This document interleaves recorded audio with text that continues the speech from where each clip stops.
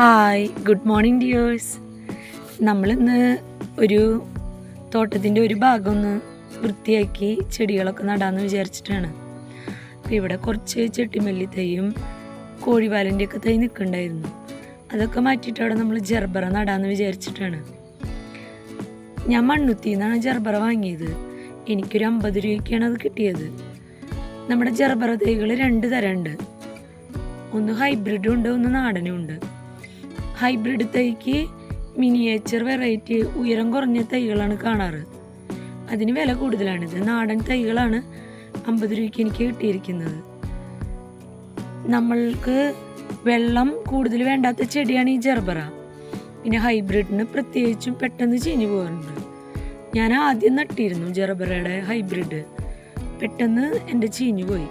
പിന്നെ മാത്രമല്ല വെയിലൊന്നും അതിന് അധികം ആവശ്യമില്ല. എനിക്ക് തോന്നുന്നു ചട്ടിയിലാണെങ്കിൽ സെറ്റാവായിരിക്കും. ഞാനിവിടെ വൃത്തിയാക്കി നമ്മൾ ചെറിയ കുഴികളാണ് ഈ ജർബറയ്ക്ക് വേണ്ടോ. അതിൻ്റെ ഉള്ളിൽ നമ്മുടെ മണ്ണ് കുറച്ച് ചോക്ലേറ്റ് ടൈപ്പ് മണ്ണാണ്, പെട്ടെന്ന് കട്ടിയാവും.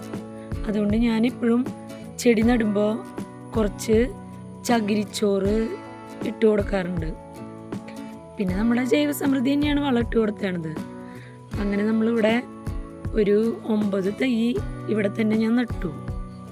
ഇനി ഇത് വലുതായി വന്ന് വരുമ്പോഴാണ് അതിൻ്റെ ഭംഗി പൂർണ്ണമായിട്ട് അറിയുള്ളൂ. പിന്നെ ഈ നിൽക്കുന്ന മരത്തുമ്പോൾ ഓർക്കിഡ്സ് സെറ്റ് ചെയ്താലോ എന്ന് വിചാരിച്ചാണ്. അപ്പം അങ്ങനെ ഈ ഭാഗം ഇപ്പോൾ ഞാൻ ഏകദേശം ഒക്കെ സെറ്റാക്കി കഴിഞ്ഞു. ഈ തൈകൾ വാങ്ങിയ കൂട്ടത്തിൽ ചില തൈകൾക്ക് 1-2 തൈ കൂടുതലുണ്ടായിരുന്നു കവറിൽ. അപ്പം ഞാൻ അതിൽ നിന്ന് ഒറ്റ തൈയായിട്ട് നിലത്ത് കേട്ടിട്ട് ബാക്കി ഞാൻ ചട്ടിയിൽ നടാൻ വേണ്ടി മാറ്റി വെച്ചിട്ടുണ്ട്. നിങ്ങൾക്ക് ഇഷ്ടമായോ ഞാൻ ഈ ചെയ്തത്? ഇനി നമുക്ക് ചട്ടിയിൽ നടുന്ന വിധവും നോക്കാം. അത് 2 ഭാഗം മണ്ണിന്, 1 ഭാഗം ചകിരിച്ചോറ്, 1/2 ഭാഗം ജൈവസമൃദ്ധി. ആ കണക്കിൽ തന്നെയാണ് നമ്മൾ ചട്ടിയിൽ നിറച്ചിരിക്കണേ. ഇനി എൻ്റെ തോട്ടത്തിൽ മുന്നേ നട്ട് വലുതായ ചെടികളാണിത്. കുറച്ച് ചെടികളൊക്കെ പോയി, കുറച്ചുള്ളൂ. എൻ്റെ തോട്ടത്തിൻ്റെ ഏകദേശം ഒരു ലുക്ക് ഇങ്ങനെയാണ്. കുറേ തൈകളൊക്കെ ഇപ്പം ഞാൻ പറിച്ച് മാറ്റിയതാണ്. ക്ലീനാക്കി വെച്ച ഭാഗത്ത് ഇനിയും നമുക്ക് ചെടികൾ നട്ടിട്ട് സെറ്റാക്കണം. ഇങ്ങനെയാണ് നമ്മുടെ ഒരു ഗാർഡൻ്റെ ഇതുള്ളത്. ഇപ്പോൾ നോക്കുമ്പോൾ പൂക്കളും ചെടികളൊക്കെ കുറവാണ് ഗാർഡനിൽ. സെറ്റായി വരുന്നേ ഉള്ളൂ.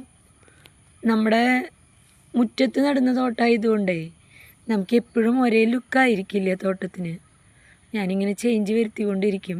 എല്ലാവർക്കും ഈ വീഡിയോ ഇഷ്ടപ്പെട്ടെന്ന് വിശ്വസിക്കുന്നു. Okay, God bless you. Thank you.